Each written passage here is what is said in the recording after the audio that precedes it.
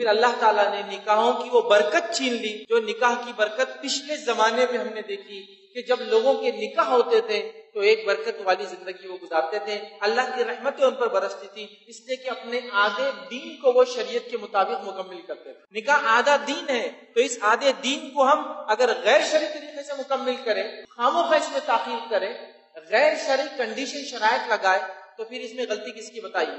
और अल्लाह ताला की तरफ से फिर हमको मारनी पड़ेगी। तो इहदिना सिरातल मुस्तकीम सिरातल लज़ीना अनअमता अलैहिम गैरिल मग़्दूबि अलैहिम वलद्दाल्लीन।